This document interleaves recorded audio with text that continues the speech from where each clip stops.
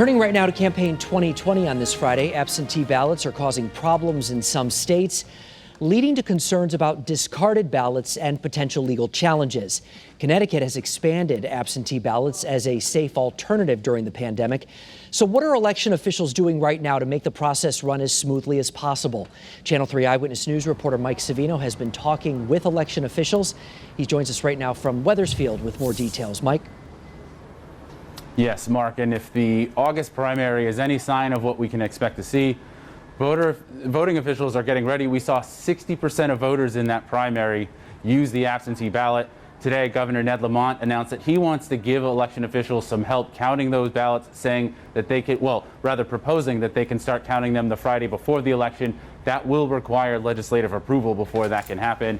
And as you mentioned, in some states, we're seeing problems with the absentee voting process, including in some states where voters are getting multiple ballots mailed to them. Well, Secretary of the State Denise Merrill says that that doesn't happen in Connecticut because voters have to request one be sent to them. Now, you may have gotten an application sent to you in the mail without requesting one, but that is not getting you a ballot. You do have to send that back first in order to get the ballot. In Pennsylvania, we've seen some voters running into issues where they're not using both of the envelopes that come with the ballot. Those envelopes are there for security reasons. This is called the naked ballot. That is one thing where election officials here in Connecticut are trying to get out in front of and educate the voters. They also say that they're working to make sure that things get counted smoothly. Take a listen.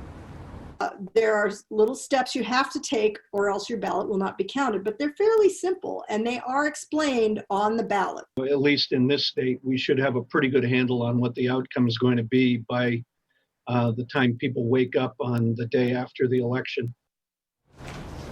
Now, Merrill says her office is increasing financial aid to towns, and some towns are also increasing their own budgets to help with elections. You also heard from attorney Richard Roberts of the firm Halloran and Sage. They work with municipalities on issues like this. You can hear our full conversation Sunday morning on 8:30 at Face the State. Live from Wethersfield, Mike Savino, Channel 3 Eyewitness News.